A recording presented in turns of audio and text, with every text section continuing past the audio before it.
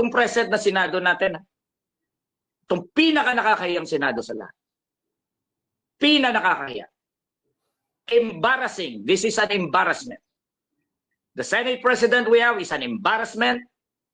Mahilig lang mag-ayos ng kilay. May mga senador na mahilig mag-suklay ng bigote. Kilala ko yun. Embarrassing. May Francis Tolentino na hindi mo nga alam na senador until the time na gusto niya lang ipa-dismiss ang impeachment, saka nagngangawa. Diba? Talunan ka na nga eh. Di ba? Hindi ka nga nanalo sa bid for election mo. Ngayon kapag gagawa ng maghahasik ng lagim. Nung time na hindi ka, alam mo yun, hindi ka outgoing, may oras ka pa para maging senador, hindi ka nagsasabi ng mga ganyan. Ngayon, napa-exit ka na, natalunan ka sa eleksyon. Diba? Hindi ka nagparamdam na senador ka noon. Ngayon ka pa magparamdam, napa-exit ka na. Kalok, sa totoo lang, kung ako sa kanya, magpapapogi na ako, di ba? At least papaalis na ako. At least man lang may iiwan ako magandang alaala, di ba? Pero hindi yun. Embarrassment. This type of a Senate we have, it is an embarrassment. Sabi ko, nakakahiya. Sige nga, Attorney Lim, I would imagine, no? Pag kami lang nag-uusap, I would imagine, no, pag nag-uusap matalino si Cheese, matalino si Bato de la Rosa, si Tolentino, yung mga DDS, even sila Amy Marcos, sila Marcoleta, matatalino sila eh. Alam naman nila. I don't think deep in themselves, walang ambivalence sa work ng fourth wave, di ba? Pero, ano sa tingin yung dahilan bakit idinidikdik nila yung isang bagay na pag itinanggulong sa mga legal luminaries, even sa aming ordinaryong tao, napakalinaw. What's the motivation behind sa i-delay, tapos ngayon ang gusto pa outright dismissal?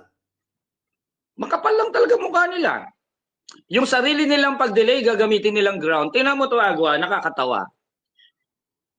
Ako, alam mo si Cheese, yan, si yung Tolentino na hindi naman nagsalita nung panahon. Sinabit mo yung articles of impeachment. Sinabit. Sila ang nag-cause ng delay. Exactly. Sabi nila, saka na yan. Kaya pa yan.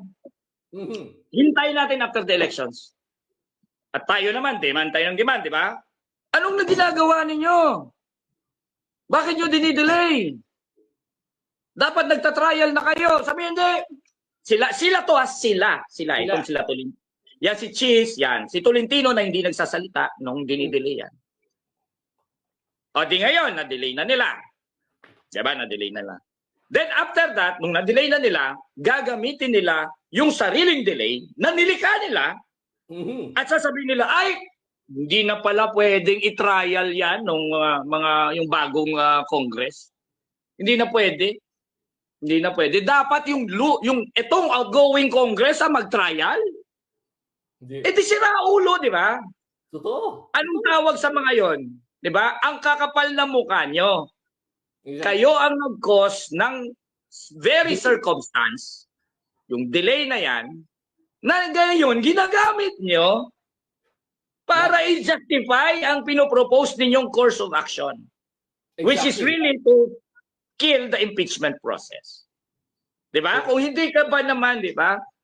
Talagang embarrassment itong Senado na ito. Yang si Chis Escudero, the most embarrassing, di ba, na Senate President in history.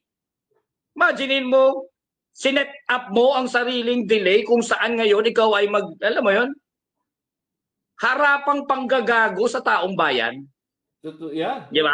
Totoo yan. Tapos yung Tolentino na yan, wala namang sinasabi nung panahon, hindi niya naman ini-insist na dapat ang magkaroon ng trial. Di ba? Hindi niya man in-insist. Ngayon lalabas. Outgoing senator na yan, ha?